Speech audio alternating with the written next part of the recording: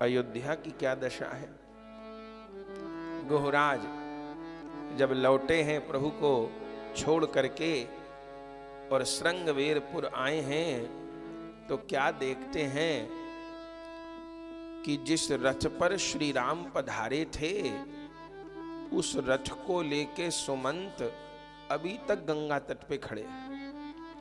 माने प्रभु तो केवट के द्वारा गंगा पार कर लिए, श्री सुमंत जी को वहीं छोड़ दिए थे, लेकिन सुमंत जी अभी तक खड़े हैं। जैसे निषाद राजगुह आए, निषाद राजगुह ने कहा, अरे सुमंत जी आप अभी तक गए नहीं, मैं प्रभु को इतनी दूर चित्रकूट छोड़े आया और आप गए नहीं।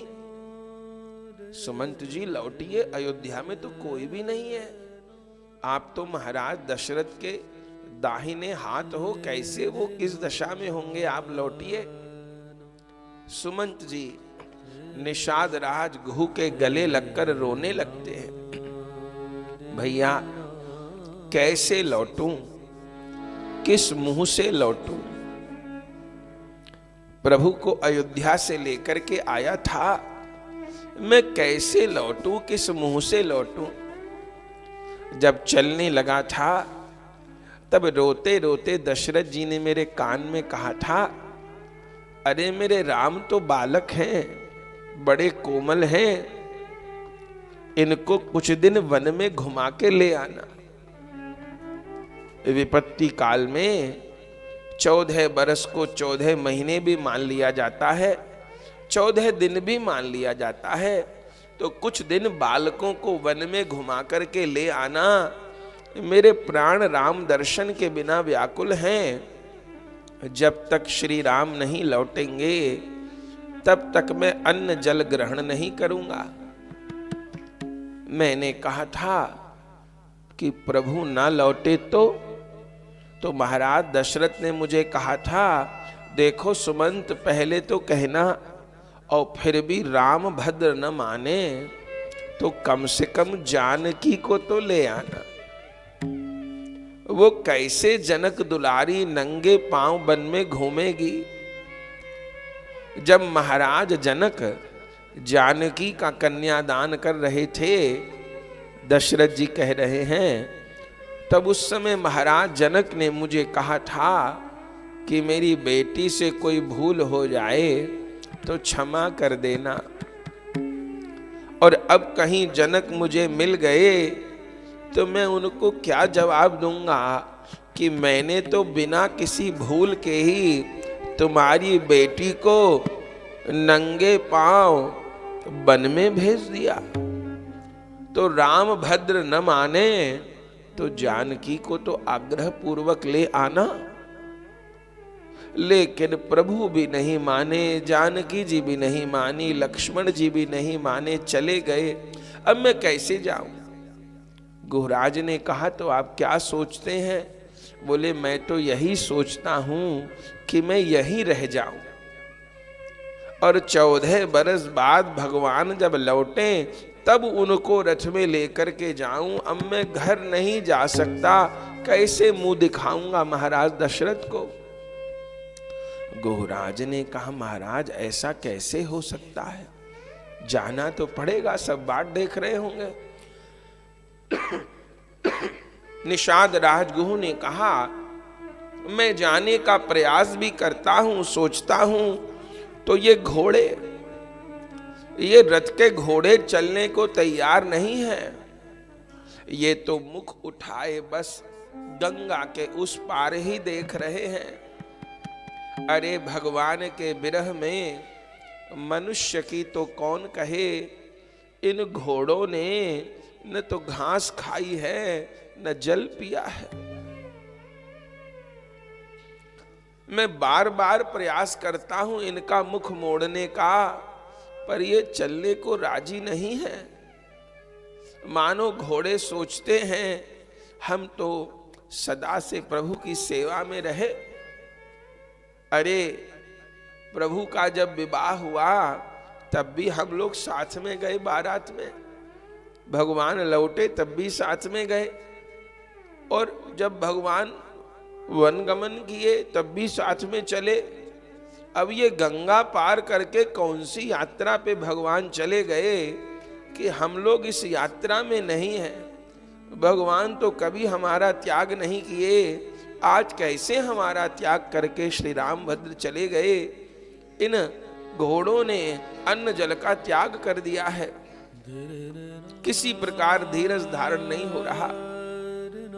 गुहराज ने, सुमंत ने घोड़ों की पीठ थपथपाई है, शरीर पर हाथ फेरा है।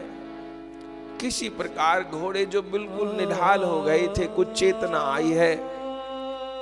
सुमंत हाथ जोड़ के कह रहे हैं, अरे भैया मेरी मदद करो, तुम भी साथ छोड़ दोगे तो कैसे होगा।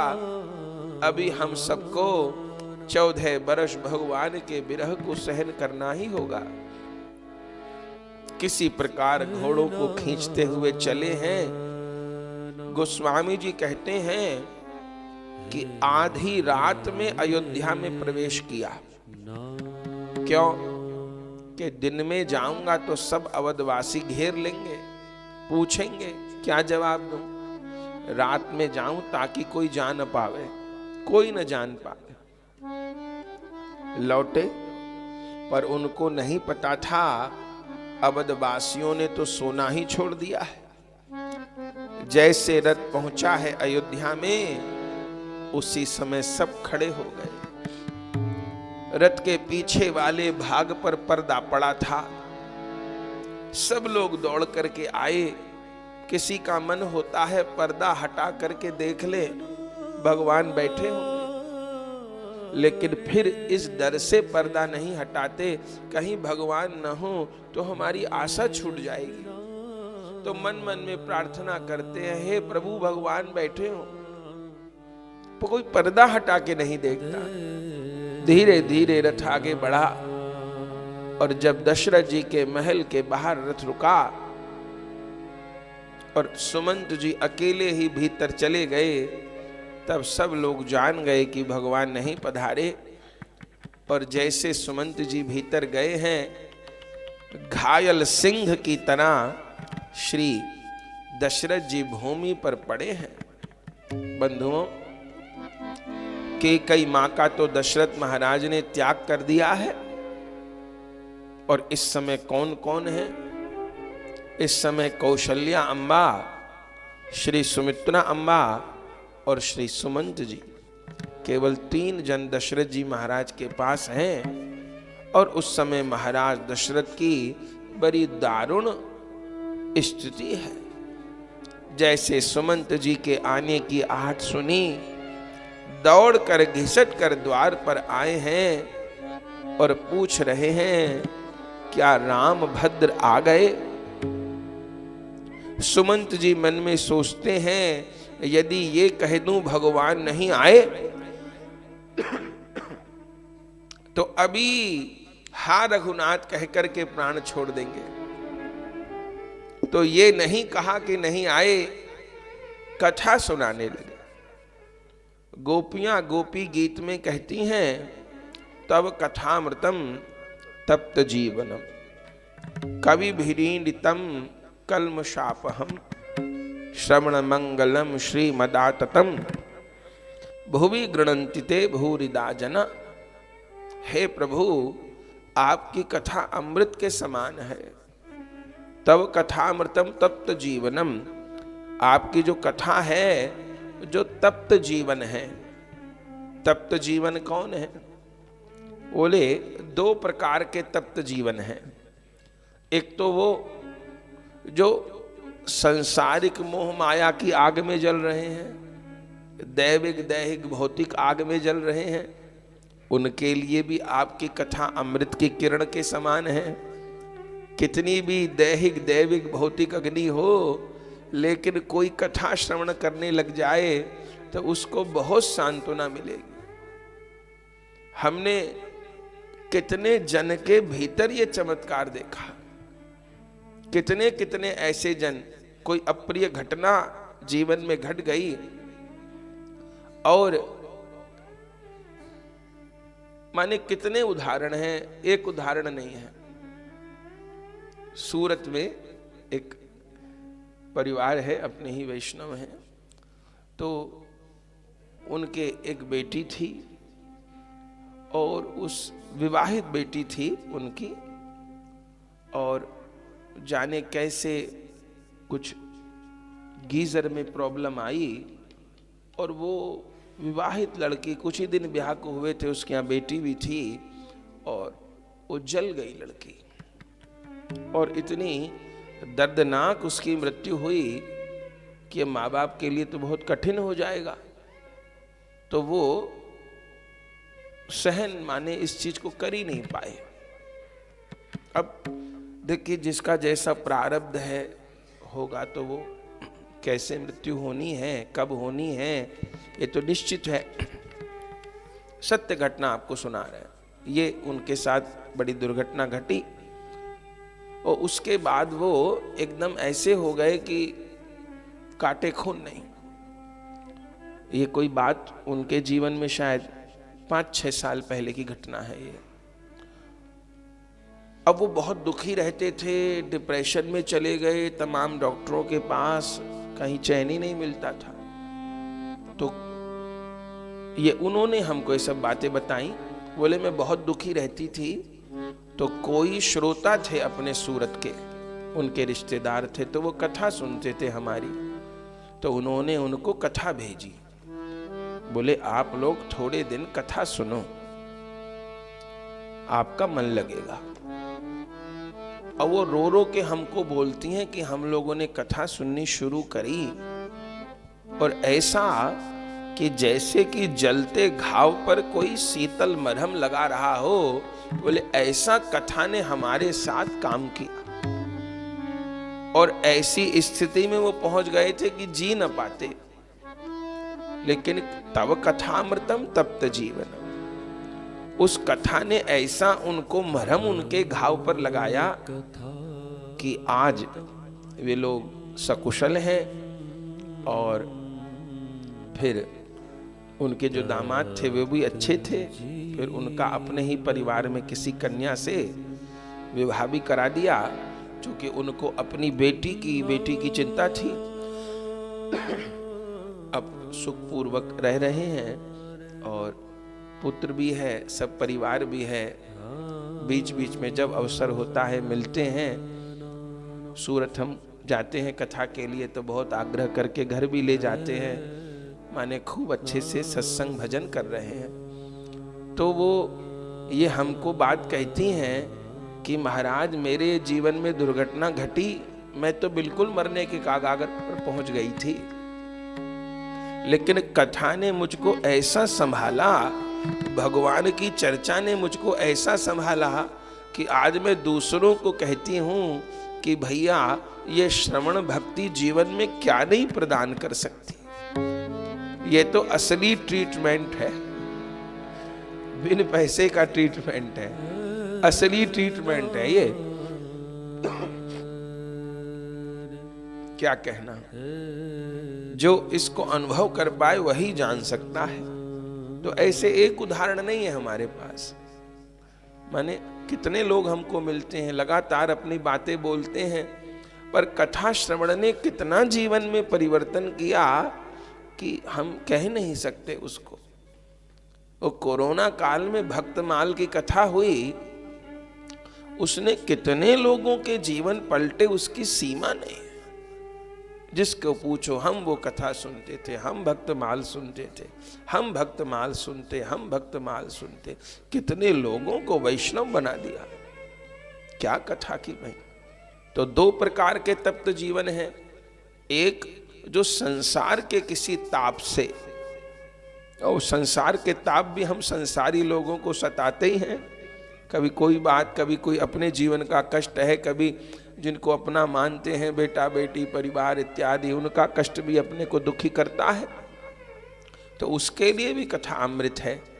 और एक दूसरे तप्त जीवन है संत लोग, जिनको भगवान का विरह सताता है, गोपांगनाएं जिनको भगवान का विरह सताता है, वे भी तप्त जीवन हैं।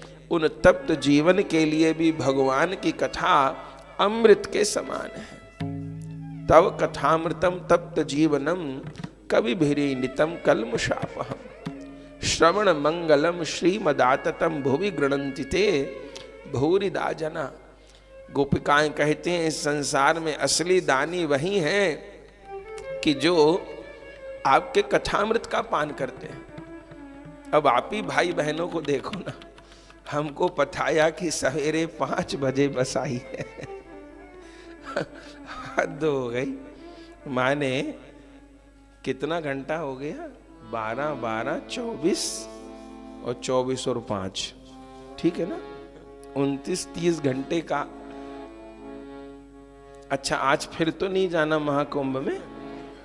चलो, तो बड़ा जोरदार कुंभ स्नान करके सब लोग आए। वो गाड़ी में बैठे बैठे बैठे बैठे बोले यहाँ तो 12-1 बजे चित्रकूट आ गए। चित्रकूट में प्रवेश करने लगे तो बोले भयानक जाम। चूंकि सब प्रयागराज नहा नहा के या तो कोई चित्रकूट भाग रहा है, या कोई अयोध्या भाग रहा है, या कोई काशी भाग रहा है। लगातार समाचार आ रहे हैं कि भाई ऐसा करिए ऐसा करिए, पर कोई बात नहीं, आप सब ने जंग जीती ली कैसे भी करके, स्नान हो गया। तो अब फिर भी आप लोग की नींद भी पूरी नहीं हुई होगी। शरीर ही है सभी का महाराज, और सभी लोग, काफी लोग बड़ी उम्र के भी हैं, लेकिन फिर कथा में आकर के बैठ गए। ये कथा के प्रति श्रद्धा ही है। न तो हम कोई नाराज नहीं होते, आप लोग आराम करते। हम तो कल भी कथा कही, 10-5 लोगों में कथा कही, कथा तो होनी ही थी, तो कल भी कथा हुई। आज भी हमको कहा कि भाई समय बदल लो। हमने कहा कहाँ बदलने, अब का समय बदल दे तो फिर शाम को 3 बजे दर्शन को जाना है, वहां का कैसे पलटेंगे। तो हमने कहा कोई बात नहीं, सब आराम करें, वो भी अच्छी बात है, कोई बात नहीं। लेकिन सब आ ही गए तो ये कथा के प्रति प्रीति ही तो होगी।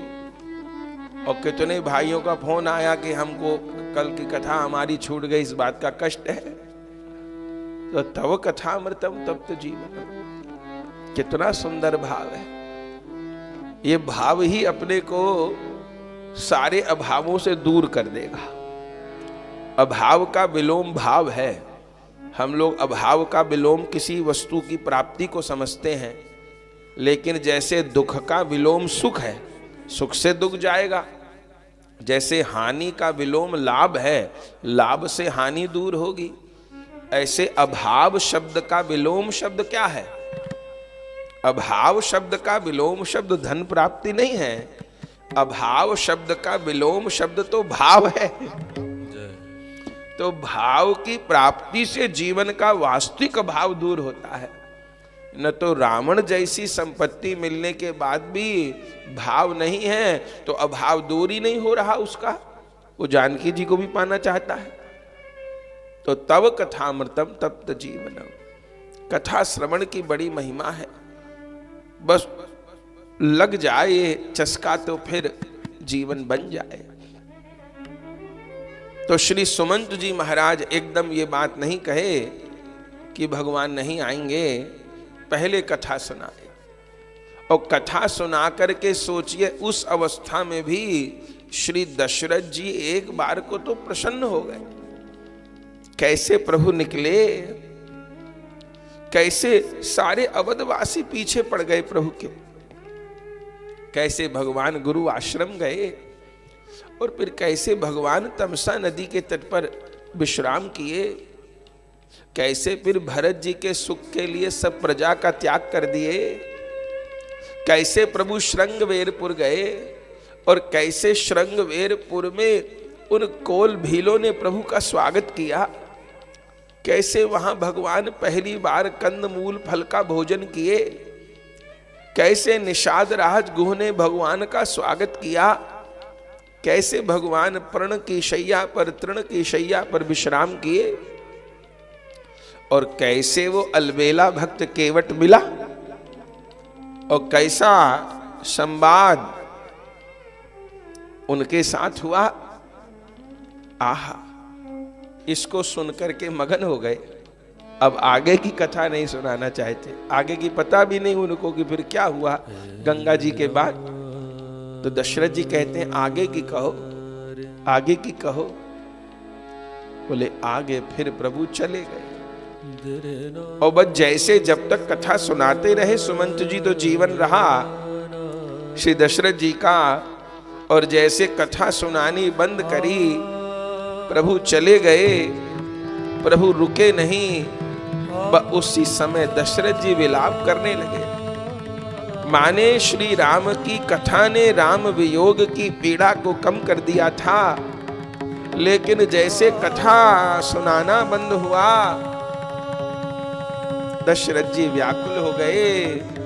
और उस समय हा रघुनंदन प्राण पीरीते, हा रघुनंदन प्राण पीरीते, तुम बिनु जियत बहुत दिन बीते, तुम बिनु जियत बहुत दिन बीते, हा रघुनंदन प्राण पीरीते, हा रघुनंदन प्राण पीरीते।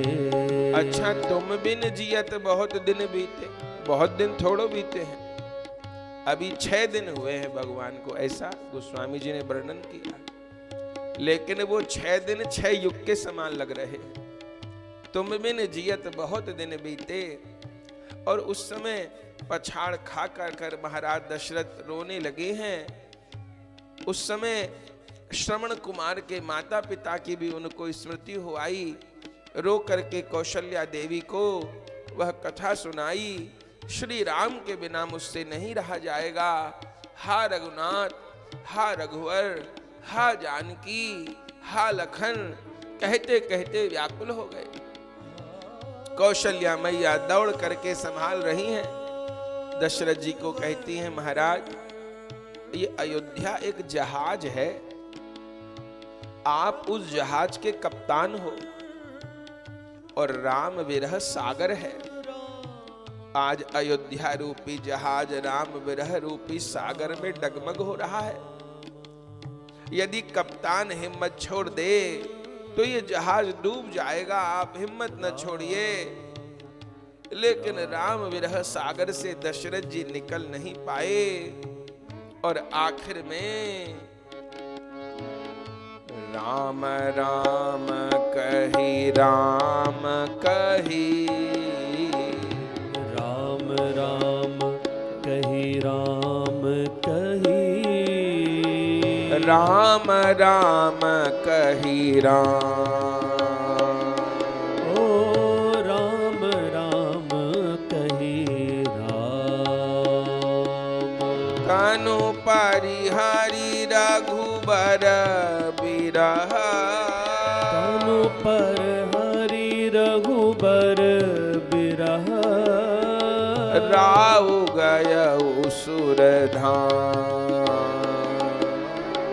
राव गयउ सुरधाम। बोले उस समय 6 बार राम राम कही, राम कही, राम राम कही राम, 6 बार राम नाम का उच्चारण किया है। बोले 6 बार राम राम क्यों कहा? बोले 6 दिन भगवान को गए हो गए, इसलिए 6 बार राम राम कहा। बोले दशरथ जी प्रेम की 6ठी अवस्था में पहुंच गए, इसलिए 6 बार राम राम कहा। बोले दशरथ जी के आगे इस समय 3 जन खड़े हैं, श्री सुमंत जी, कौशल्या मैया और सुमित्रा मैया। मानो तीनों को 2-2 बार कहा राम राम, राम राम और राम राम। मानो तीनों को 2-2 बार राम राम कह करके तनु परिहर रघुबर बिरह, तनु पर हरि रघुबर बिरह, राव गयउ सुरधाम, राव गयउ सुरधाम। क्या कहे श्री दशरथ जी ने प्राण का त्याग कर दिया है। और उस समय गोस्वामी जी ने बड़ी सुंदर 2 चौपाई लिखी।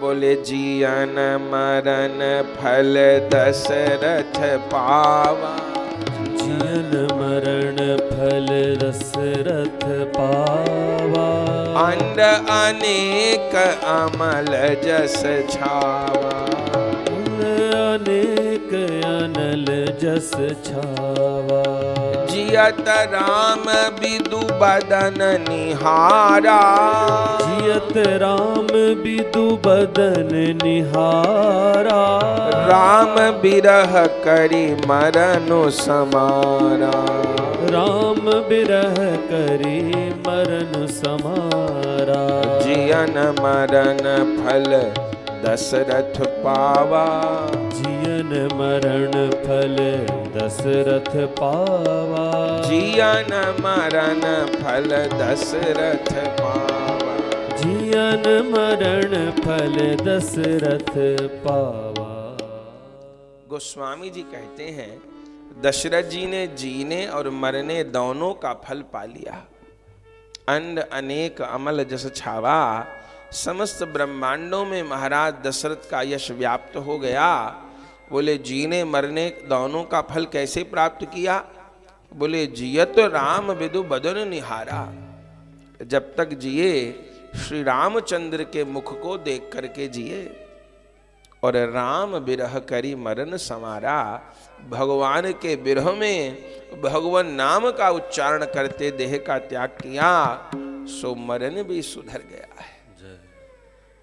उस समय सारी अयोध्या विकल हो गई, कोई भी पुत्र है नहीं। 2 पुत्र वन में और 2 पुत्र कैकई देश में हैं। गुरु वशिष्ठ जी आकर के उपस्थित हुए हैं।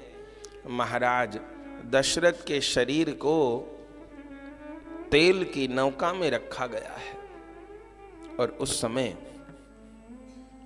सबसे पहले गुरु वशिष्ठ जी ने भरत जी के लिए पत्र लिखा है। श्री राम को तो बुलाया जा सकता नहीं, भरत जी के लिए पत्र लिखा है। इधर भरत जी के कई देश में अपने नाना के यहाँ हैं, उनको तो खबर नहीं कि कौन कौन घटना अयोध्या में घट गई। लेकिन जब से ये घटनाक्रम अयोध्या में चले, भरत जी को तब से बुरे बुरे स्वप्न आ रहे हैं। वो सवेरे उठ करके शत्रुघ्न जी को कहते हैं, भैया मुझे ऐसे ऐसे सपना आ रहे हैं, मुझे ऐसे ऐसे स्वप्न आ रहे हैं। सुन करके शत्रुघ्न जी को भी चिंता होती है। सवेरे ब्राह्मणों को बुलाते हैं, पूछते हैं। ब्राह्मण लोग कहते हैं स्वप्न तो अच्छे नहीं है, लेकिन कोई कहता है आप महामृत्युंजय कराइए, कोई कहता है आप विष्णु सहस्त्रनाम कराइए, कोई कहता है आप नारायण कवच कराइए। तो श्री भरत जी कोई ना कोई अनुष्ठान कराते रहते हैं, लेकिन स्वप्न आने बंद नहीं होते। तो भरत जी उन वैदिक ब्राह्मणों से पूछते हैं कि स्वप्न तो लगातार आ रहे हैं, फिर इन अनुष्ठानों का क्या फल है? ब्राह्मण लोग कहते हैं, देखिए होनी को तो नहीं टाला जा सकता, पर ये जो अनुष्ठान है ये उस दुख को सहने की क्षमता दे देते हैं, ये उस दुख से पार जाने की क्षमता दे देते हैं, सहने की क्षमता दे देते हैं। बहुत बहुत विपरीत परिस्थिति में भी साधक खड़ा रहता है अडिग। भरत जी मन में विचार करते हैं, हमको अयोध्या जाना चाहिए, पर उनके नाना उनको आग्रह पूर्वक रोक लेते हैं। वह उन्हीं दिनों पत्र आ गया, और जैसे पत्र पहुंचा, पत्र में केवल एक ही पंक्ति लिखी थी कि जैसे इस पत्र को पढ़ें उसी समय अयोध्या के लिए प्रस्थान कर लें। वह इतना लिखा था, और नीचे गुरुदेव के हस्ताक्षर, और पत्रवाहकों को वशिष्ठ जी ने कहकर भेजा था कि कुछ भी हो जाए, भरत कितना भी पूछें दो बात भरत को न बताना, दशरथ जी का मरण और श्री राम का वनगमन। कितना भी पूछें भरत, ये न बताना। यदि तुमने ये बता दिया तो भरत अयोध्या पहुंच नहीं पाएंगे, भगवान के विरह में प्राण छोड़ देंगे। तो पत्र वाहकों के मुख तो उदास थे, पत्र दिया है।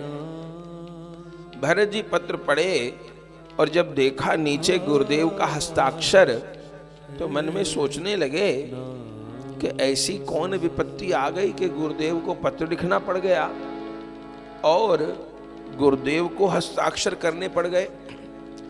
सरकारी कागज पर पत्र लिखा गया है, लेकिन हस्ताक्षर पिताजी की जगह गुरुदेव के हैं।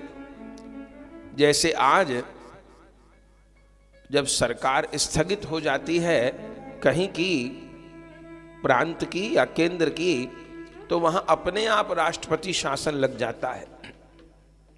ऐसे भारत की प्राचीन व्यवस्था थी। यदि किसी कारण राजा नहीं रहते थे तो उसी समय धर्म गुरु का राज्य आ जाता था और धर्म गुरु ही राजपद को संभालते थे। तो उसने उतने समय तक वशिष्ठ जी ने ही सब राज्य को संभाला है। तो समझ नहीं पा रहे थे भरत जी, वह उसी समय चल पड़े हैं तीव्रगामी घोड़ों पर। ऐसे तीव्रगामी घोड़ों की व्यवस्था की गई कि एक जगह घोड़ों से उतरेंगे तो दूसरा घोड़ा वहां तैयार होगा। माने भरत जी कोई विश्राम नहीं करेंगे, तीव्रगामी घोड़ों पर चलेंगे। एक घोड़े से उतरते हैं कि दूसरे घोड़े पर बैठ जाते हैं।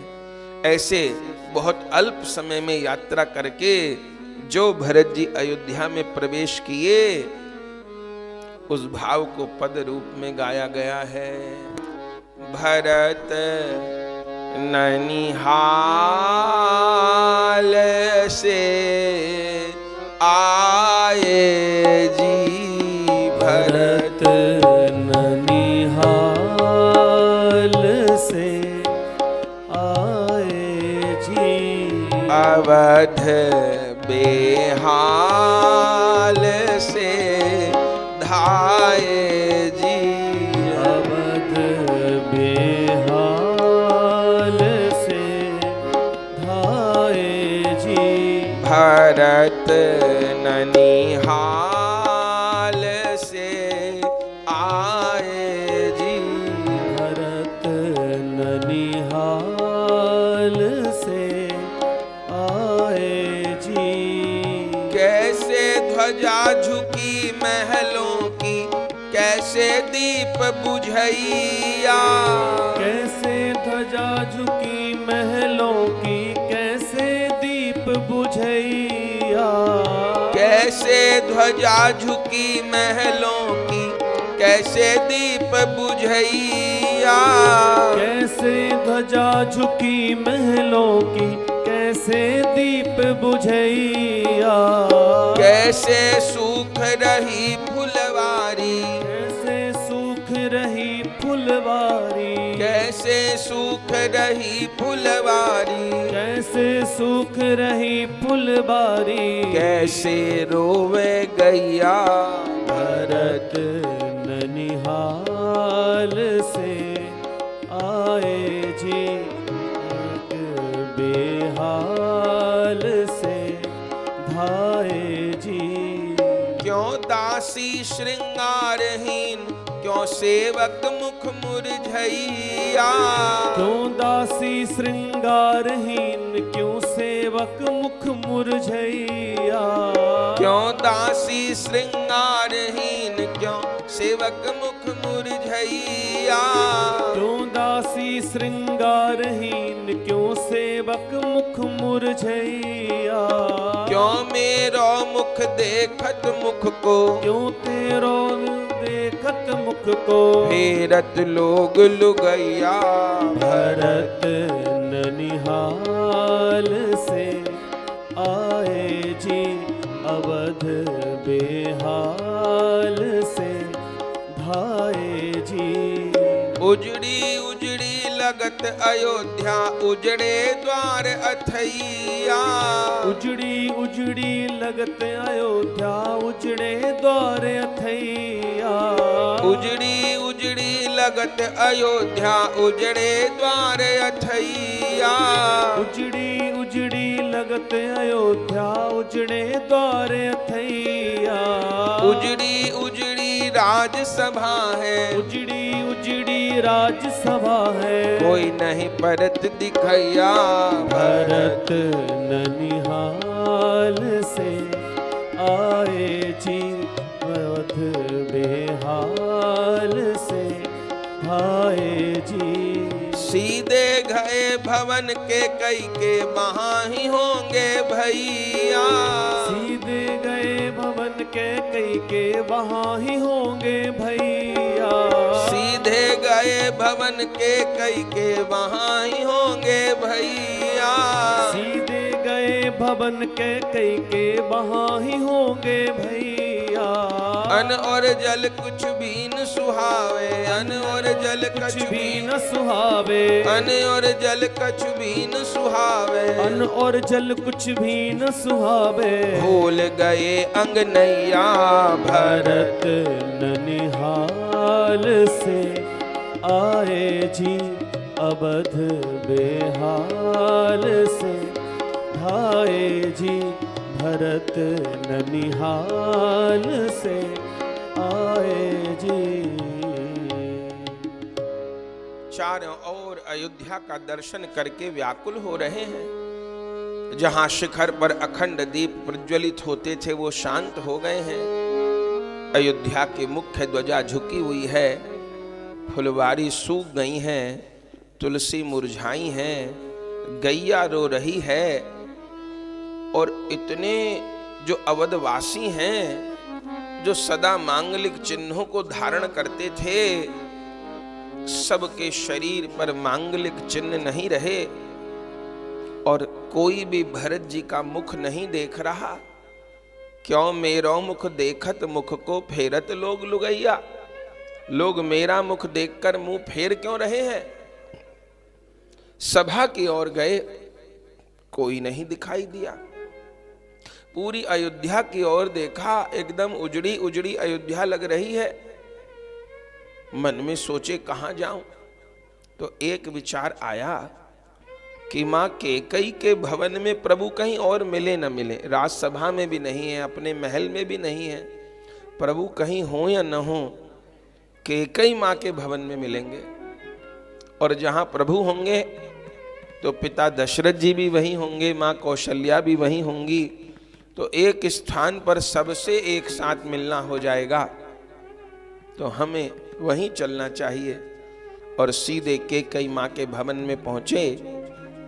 इधर मंथरा को पता चला भरत आ रहे हैं। कैकेयी को सावधान कर दिया।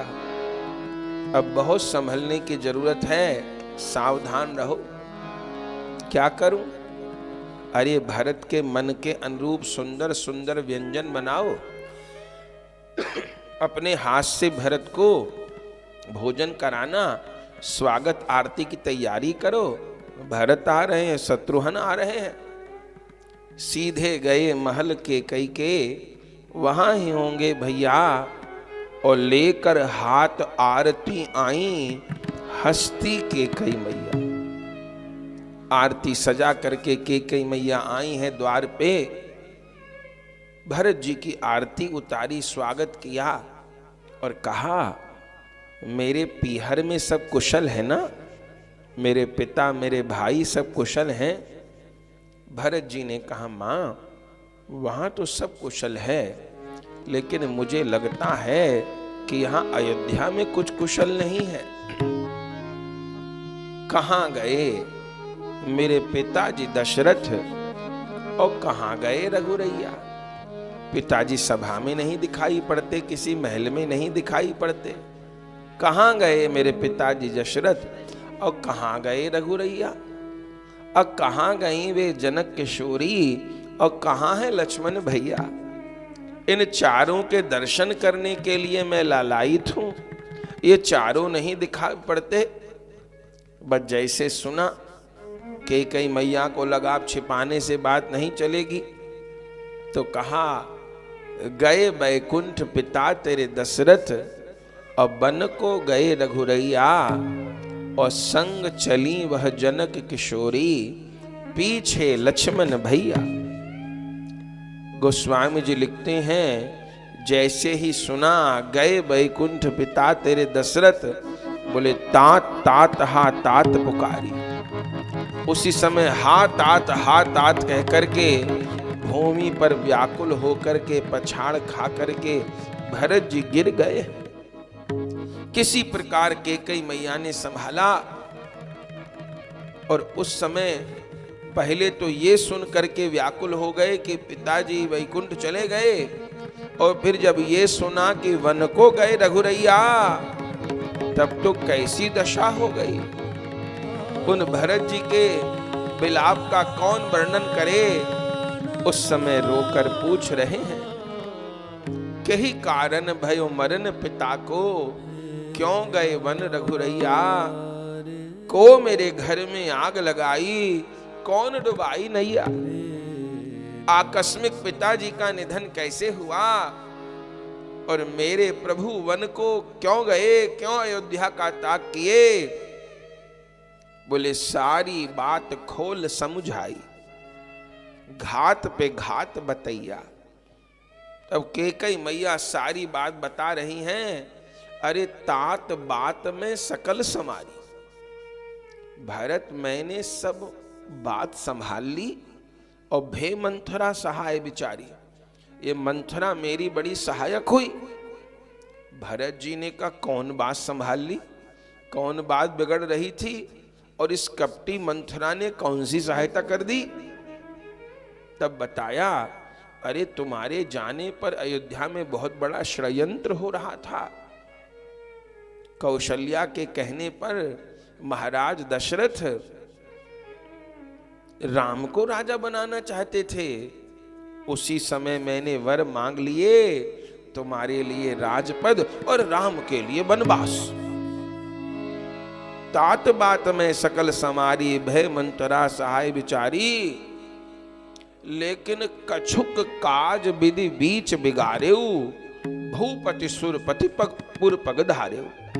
बस कुछ काम विधाता ने बीच में बिगाड़ दिया। तुम्हारे पिता दशरथ जी का प्राणांत हो गया। बस सुन करके भरत जी की विचित्र दशा हो गई है। उस समय कह रहे हैं बर मांगत मन भई नहीं पीरा, गरी न जी मुँह परे न कीरा। अरे बर मांगते समय तेरे हृदय में पीड़ा नहीं हुई, गरी न जीह जीवा नहीं गल गई, मुख में कीड़ा नहीं पड़ गए। अरे ऐसा बर मांगा, अयोध्या को अनाथ कर दिया। और उस समय भरत जी क्रोध में भर गए। और फिर तो कितना कितना वृतांत है। रोवत हाथ भरत धरी माथे, हाय हाय पछतैया। कैकेयी मैं तेरो पूत नहीं, और तू नहीं मेरी मैया। डाइन तू हत्यारिन तू है, तू पापिन अधिकैया। अवधपुरी का है कलंक तू अपराधिन हैया। युग युग तक तेरा नाम लिए से घृणा करे सब कैया। कवहु कलंक धुले नहीं तेरो, रोए रोए मर जैया। और उस समय श्री भरत जी परम व्याकुल हो गए हैं और त्याग दिया है कैकेयी मां को, और गए महल कौशल्या के। रोए भरत पछतैया, और जाकर के जैसे कौशल्या मैया के चरणों में प्रणाम किया है। धन्य है राम जननी कौशल्या। भुजा बढ़ा करके श्री भरत जी को हृदय से लगा लिया है। उस समय भरत जी विलाप कर रहे हैं और शपथ खा खा करके अपनी निर्दोषता को सिद्ध कर रहे हैं। मां यदि मैंने चाहा हो मैं राजा बन जाऊं और मेरे प्रभु वन को चले जाएं, तो अभी ये पृथ्वी फट जाए और मैं इस पृथ्वी में समा जाऊं। मां, मुझे 8 महीने की सगर्भा स्त्री की हत्या का पाप लगे, यदि मैंने स्वप्न में चाहा हो कि मैं राजा बनूं।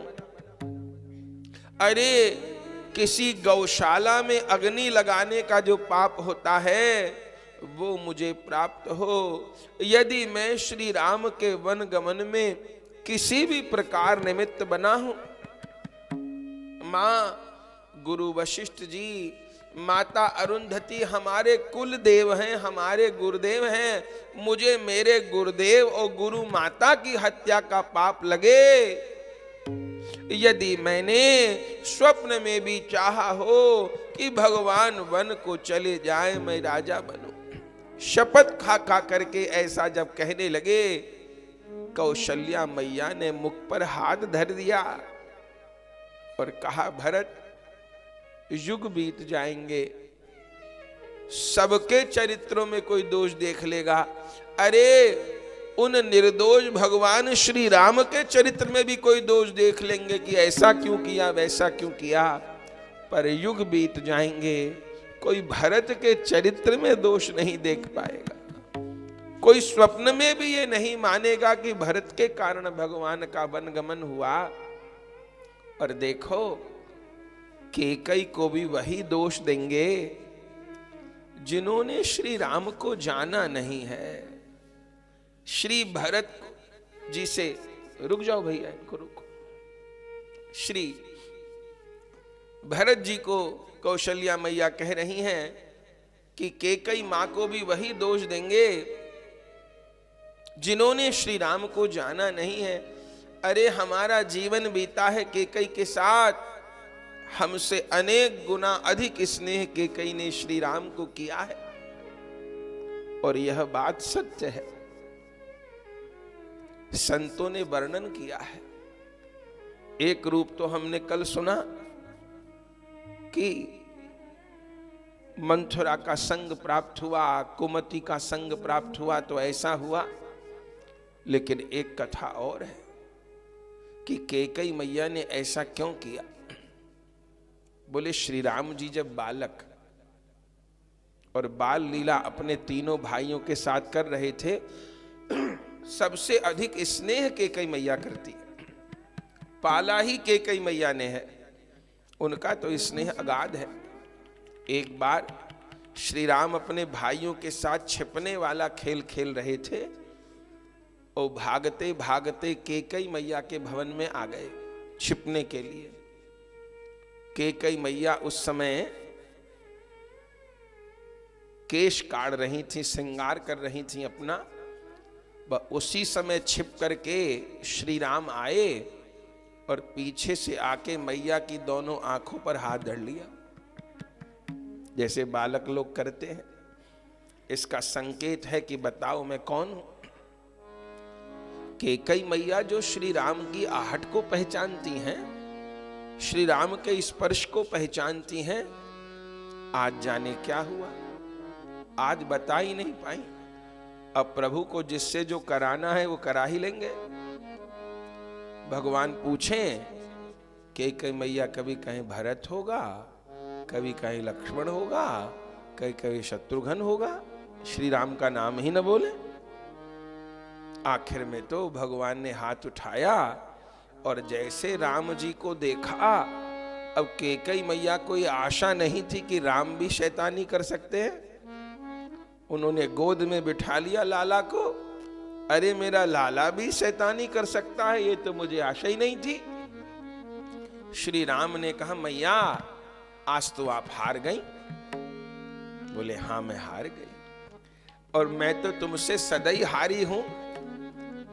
माँ बाप से हार के भी माँ बाप अपने पुत्र से हार के भी प्रसन्न होते हैं, तो मैं सदा हारी हूं।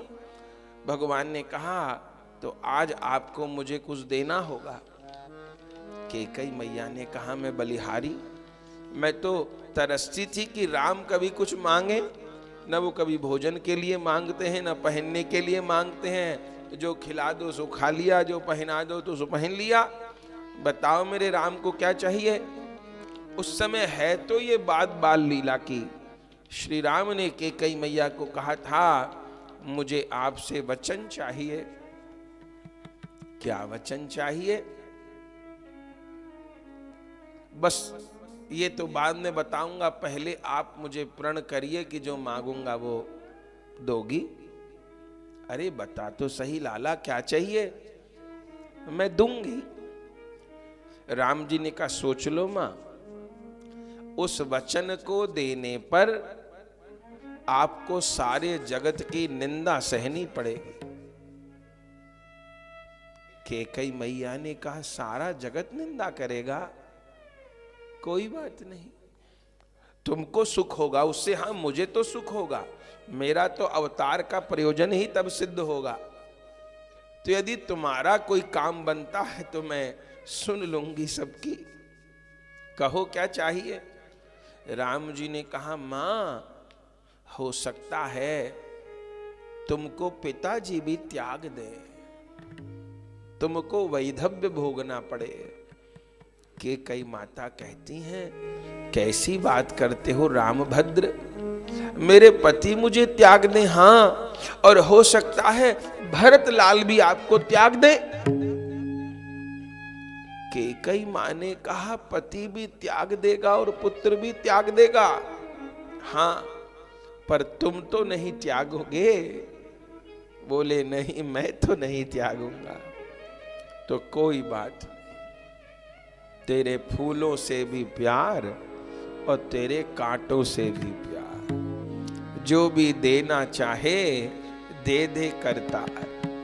मैं स्वीकार करती हूं, पर वर तो मांगो, ये तो खेल गंभीर हो गया। तब राम जी कहे हैं, हे मैया, मुझे ये वर चाहिए, जब कभी मेरे राज तिलक की चर्चा चले, पिताजी मुझे राजा बनाना चाहें, उस समय आग्रह करके किसी भी प्रकार आप मुझे वन में भेज देना। बस मुझे यही वर चाहिए। तो वन में जाके क्या होगा? बोले, अभी तो केवल अवध बिहारी राम हैं, अभी मुझे घट घट बिहारी बनना है। केवल अयोध्या के राम, मिथिला के राम नहीं, जन जन का राम बनना है, घट घट का राम बनना है। यदि मैं यहीं तक रह गया तो पूरे भारतवर्ष का कल्याण नहीं हो पाएगा। मां, आपको ये करना होगा। और उस समय माता कैकेयी ने वचन दे दिया था। और बंधुओं, कैकेयी मां ने इस प्रस्ताव को स्वीकार कर लिया था। एक ये भी कथा है, ये अंतर कथा है। लीला के दो पक्ष हैं, एक शिक्षा ग्रहण करने वाला पक्ष है और एक लीला परिकर का अपना वास्तविक पक्ष है।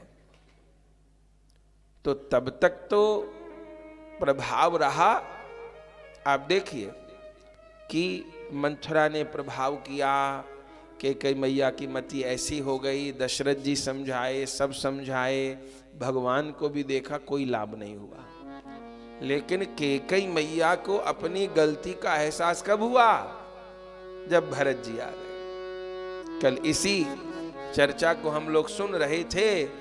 मंथरा पहले से थी, लेकिन अपना प्रभाव कब दिखाया? जब संत रूप भरत अवध से दूर हो गए। और मंथरा का पुनः प्रभाव कब समाप्त हो गया? जब संत रूप भरत अवध में आ गए हैं। कैकेयी मैया को पछतावा हो रहा है। और इस समय श्री भरत जी राजसभा में पहुंचे, गुरुदेव मिलने के लिए आए हैं। गुरुदेव के चरण पकड़ करके श्री भरत जी रोने लगे। उस समय श्री वशिष्ठ जी ने भरत जी को एक बड़ा प्रसिद्ध दोहा है जो कहा है। क्या कहा? सुनहु भरत भावी प्रबल बिलख कहेऊ मुनिनाथ। लाभ हानि जीवन मरण यश अपयश विधि हाथ। बोले सुनहु भरत भावी प्रबल बिलख कहे मुनिनाथ। गुरु वशिष्ठ जी ने बिलख करके ये बात भरत जी को कही कि हानि लाभ जीवन मरण यश अपयश विधि हाथ। तो प्रश्न उठता है कि दशरथ जी के परलोक गमन पर गुरुदेव नहीं बिलखे? जब सारी अयोध्या बिलख रही थी श्री राम के वन गमन पर, तब भी गुरुदेव ने धैर्य धारण किया। लेकिन आज भरत जी को देख करके भरत जी को समझाते हुए गुरुदेव इतने अधीर क्यों हो गए? सुनहु भरत भावी प्रबल बिलख कहे, बिलख करके कहा क्यों?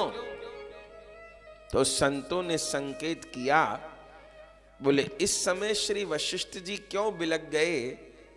बोले भरत जी की प्रेम दशा को देख करके मन में विचार कर रहे हैं कि श्री राम के वन गमन पर, श्री राम के वियोग पर जैसा विरह ताप आज भरत के हृदय में है, ऐसा विरह ताप मेरे हृदय में नहीं है। जैसी विरह की पीड़ा आज भरत को है, वैसी विरह की पीड़ा हाय मुझको क्यों नहीं है। कहने को तो भरत मेरे शिष्य हैं, पुत्र हैं, पर आज इस भरत को प्रणाम करने को मन करता है।